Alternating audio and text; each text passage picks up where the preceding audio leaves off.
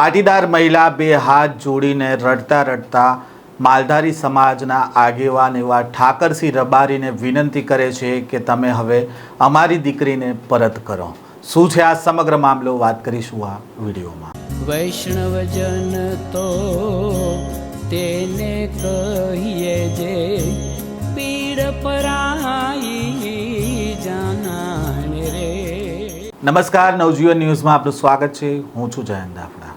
હાલ ગુજરાતમાં સિંગર કિંજલ રબારીએ જે પ્રેમ લગ્ન કર્યા હતા તેનો વિવાદ સર્જાયો હતો અને ગઈકાલે આ વિવાદનો અંત પણ આવ્યો જ્યારે કિંજલ રબારી પોતાના ઘરે પરત ફર્યા હતા। કિંજલ રબારીએ પ્રેમ લગ્ન કરતા સમાજના આગેવાનો દ્વારા વિરોધ કરવામાં આવ્યો હતો, સાથે જ તેમને ચેતવણી પણ આપવામાં આવી હતી। 24 કલાકનું અલ્ટિમેટમ આપવામાં આવ્યું હતું અને સમાજના આગેવાનો દ્વારા ચૌધરી સમાજના આગેવાનો સાથે બેઠક કરવામાં આવી હતી અને આ બેઠકમાં સમાધાન મામલે ચર્ચા કરવામાં આવી હોવાની પણ વાત સામે આવી હતી। જો કે આ જે વિવાદ સર્જાયો હતો તેને લઈને જે તે સમયે કિંજલ રબારીએ પણ તેમને ચેતવણી આપનાર લોકો સામે કાયદેસર કાર્યવાહી કરવાની માંગ કરી હતી અને હર્ષ સંઘવી પાસે પણ તેમણે મદદ માંગી હતી, પરંતુ ગઈકાલે અચાનક તેમણે તેમના ઘરે પરત ફર્યા હતા અને આ મામલાને લઈને માલધારી સમાજના આગેવાનોના નિવેદન પણ સામે આવ્યા હતા અને જે ઠાકરસિંહ રબારી દ્વારા અલ્ટિમેટમ આપવામાં આવ્યું હતું અને સરેન્ડર કરવાની વાત કરવામાં આવી હતી, તેમણે પણ કહ્યું હતું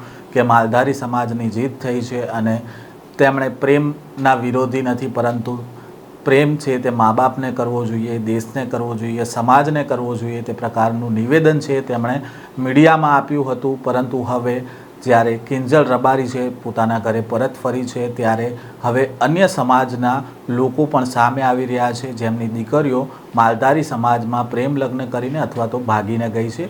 તે મા બાપ હવે સામે આવીને વિનંતી કરી રહ્યા છે કે અમને અમારી દીકરી પરત કરો। પહેલાં તો આ મામલાને લઈને શું કહી રહ્યા છે પાટીદાર મહિલા, તેમને સાંભળીએ। રેણુકાબેન અનિલભાઈ પટેલ, ગામ લસુંદરા, તાલુકો કટલાલ, જિલ્લો ખેડા। મારી દીકરી પલકબેન અનિલભાઈ પટેલ સવારે કોલેજ જવા નીકળી હતી। દરરોજ બપોરે 2 કે 3 વાગે પાછી આવે, એ પરત પાછી ન આવતા મેં એને ફોન કર્યો, ફોન લાગતો ન હતો, સ્વિચ ઓફ આવ્યો। તો સાંજે 2-3 વાગ્યા સુધી એનો 4 વાગ્યા સુધી ફોન સ્વિચ ઓફ આવ્યો તો એમને શોધખોળ ચાલુ કરી।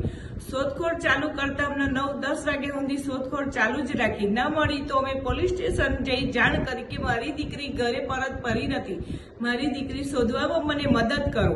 મદદ કરતા 2-4 દિવસે જાણવા મળી પોલીસમાં કે બેન તમારી દીકરીએ લગ્ન કરી લીધા છે, પણ મારી મરજી મને ખબર નથી, મારી મરજી નથી।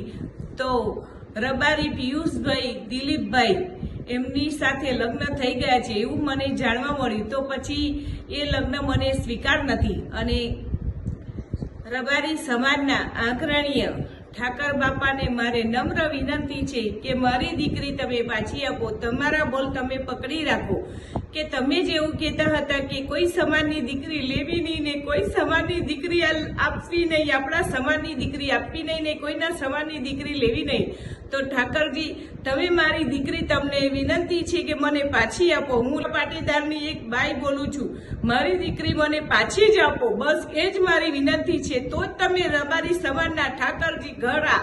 પાટીદાર મહિલાએ કહ્યું કે મારી દીકરી રોજબરોજ કોલેજ જતી હતી અને ત્યારબાદ તે કોલેજથી પરત નથી ફરી। અમે તેની રાતના 9 વાગ્યા સુધી શોધખોળ કરી, પોલીસને જાણ કરી અને 2-3 દિવસ પછી ખબર પડી કે તેણે પ્રેમ લગ્ન કરી લીધા છે અને રબારી સમાજમાં તેણે પ્રેમ લગ્ન કર્યા છે, જેથી ઠાકરસિંહ રબારીને તેમણે 2 હાથ જોડીને વિનંતી કરી હતી કે અમને અમારી દીકરી પરત કરો અને તમે જે નિવેદન આપ્યું હતું તે નિવેદન તમે પાળો અને અમારી દીકરીને તમે પરત કરો।